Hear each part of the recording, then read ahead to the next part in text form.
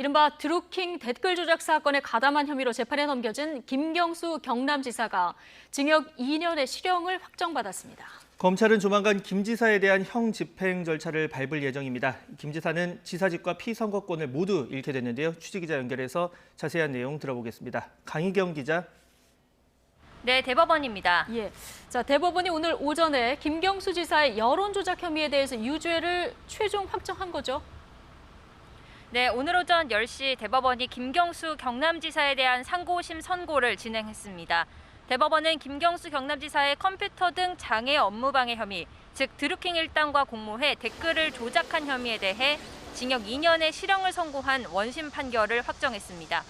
김 지사 측이 원심의 유죄 판결이 부당하다며 상고했지만 대법원이 법리 오해나 판단 누락 등의 잘못이 없다며 받아들이지 않은 겁니다. 공직선거법 위반 혐의에 대해서는 원심에서 무죄가 선고됐고 특검만 상고했는데 이 역시 받아들여지지 않으면서 무죄가 확정됐습니다. 앞서 김 지사는 지난 2016년 11월부터 이른바 드루킹 김동원 씨 일당과 공모해 당시 문재인 더불어민주당 대선 후보를 당선시키기 위해 매크로 프로그램 킹크랩으로 여론을 조작한 혐의로 재판에 넘겨졌습니다.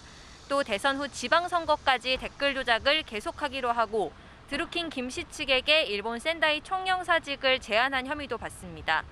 1심은 댓글 조작 혐의에 징역 2년의 실형을 선고하고 법정 구속했고 공직선거법 위반 혐의에도 징역 10개월에 집행유예 2년을 선고했습니다.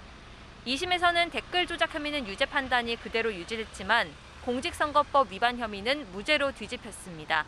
다만 재판부는 댓글 조작 혐의에 징역 2년의 실형을 선고하면서도 보석으로 풀려난 김 지사를 다시 법정 구속하진 않았습니다.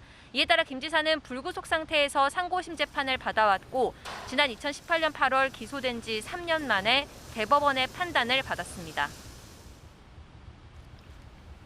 네, 곧 재수감 절차를 밟게 될 것으로 보이는 김경수 지사 입장을 냈는데 거듭 결백을 호소했다고요? 네, 김경수 지사는 자신이 감내해야 할 몫은 온전히 감당하겠다면서도 법정을 통한 진실 찾기의 길이 막혔다고 해서 진실이 바뀔 순 없다고 거듭 결백을 호소했습니다. 직접 들어보겠습니다. 진실은 아무리 멀리 던져도 반드시 제자리로 돌아온다는 믿음을 끝까지 놓지 않겠습니다. 고맙습니다.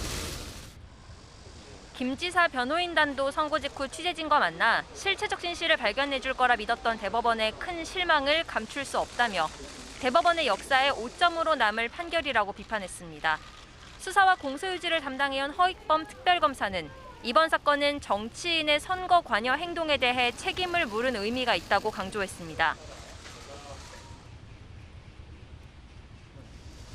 정치인이 사조직을 이용하여 인터넷 여론 조작 행위를 관여하여 선거운동에 관여한 책임에 대한 단죄이며 이제 실형이 확정된 만큼 형 집행 절차가 남아 있는데요. 오후쯤 판결문 등본이 검찰에 도착하면 대검찰청의 김 지사 주거지 관할 검찰청에 형 집행을 촉탁할 예정입니다.